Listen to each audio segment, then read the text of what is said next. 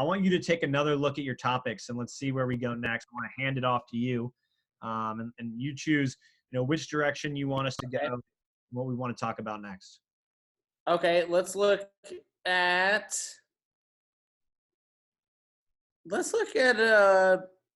I just got drafted. I just got drafted. All right. Well, Yeah.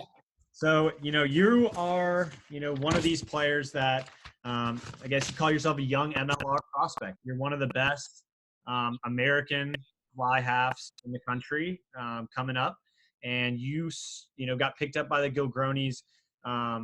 Let's pretend, you are, how old are you? 25? 24. 24. Let's pretend you just graduated from Arkansas. You're graduating from Arkansas right now, today. You're getting drafted on June 13th. You've just been drafted. Take our audience what it's like that first day when you check in as a Major League Rugby player. And just take us on through the season. So I guess my first day was this last year, and we'll just it'd be sort of similar as if I had been drafted, except minus the announcement. But you walk in, and the first thing is that you've been on a team for 4 years where you know everybody, and you are kind of the guy, and you're the one showing other people kind of the customs and the values of the squad, and you kind of you run the ship a little bit with your leadership group. And then you step into a new team, and they've all mostly been a team for a while. So you're immediately the new guy, and so it's kind of daunting a little bit, just that you don't know anybody, and the fact that these are all professionals, and a couple of them have been All Blacks, and you're just kind of balancing, sort of stargazing a little bit with, because these are guys you've seen on TV, with also this is badass. These are my teammates, and you want to prove yourself. At least I wanted to prove myself, and mainly just prove that. How'd you get just that? prove that. Had what? How'd you prove it? By working hard, and being extremely open to any sort of feedback and any sort of constructive criticism, because I think something that can be difficult for players, especially when you move up to a higher level and you're getting coaching that you may not have gotten before, is when coaches are tough on you, they're not intentionally trying to bring you down or sabotage you, because you are literally their teammate. They are trying to do what's best for you. And so they want you to succeed, just like your mom wants you to succeed. And you just got to be open. And I was real open with, Andrew Saniula, particularly, really grinding some bad habits out of me, and just having an open mind, and really trying to work hard. So you come in, and you're behind team captain fly half Zinzan Elon Puddick, who we'll soon come to find out is getting those emails from Gary Gold. He's going to be potentially in the running for a USA slot soon enough. Yes. Well deserved to him. You've got Rodrigo Silva, who's in a playmaking position as well at fullback, a spot that you could play. He's coming off, a World Cup with Uruguay. Yeah.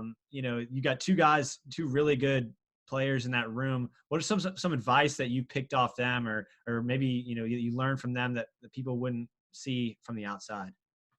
I think particularly with guys like Zinzan, Rodrigo, is they pay attention to the minor details a lot. And I had a full-time job, so I wasn't able to come in at any hour of the day, but literally no matter what time I showed up at the barnyard where they train, Zinzan and Rodrigo were in there just working on the most basic, the most fundamental things of hand placement and passing, and getting shooting your hands through, no reload, stationary passing, and they work on that forever. And it's just nailing down those little tiny details. And, I think that that's something that can get lost on people, is that at the end of the day, it's those super fundamental details that All Blacks are perfecting. That's what they're so good at. They're not good at the advanced stuff. They are, but they're the best because they're the best at the most basic things. I liked how you touched on having a full-time job while playing, Mhm. trying to make this team. Take us kind of into that. Take us into you and I are both familiar with the Gilgronis team schedule, what that's like, and how they make it possible for people to have, players to have full-time positions and play as well. Take us through that, some of the rigor of that. I mean, I remember talking to you with tired eyes as you're helping me with some content segment for the team. Um, Yeah. Take us through that. And, say I'm a Peyton Talia or I'm a Tommy Clark and I want to have a full-time job and play in the MLR. Is it doable? And, what did it look like for you? I think it is doable. You just really got to work on time management, and meal prepping was probably the hardest because the Gilgronis we'd meet up at 5:40 at the barn every morning and get strapped and run through the practice plan at the barn, and then head out to the fields. And we'd usually start at, I think, about 6:15. If we were lucky, sometimes 6:30. And then it's like usually an hour and a half or 2 hour session in the morning, usually about 2 hours. And the coaches were always real open. Like, you and I play at the Huns with JP Novak, and JP got called up to the Gilgronis, and he owns his own business, full-time job. They will let guys like him or myself or Phil Hansen, leave a little bit early from practice at the end to make it to our jobs. Yep. But you're still getting in 2 hours of work in the morning. And then, we would go to our jobs. And for me and those two guys, we're still playing club rugby as well. So training in the evenings is on Tuesdays and Thursdays.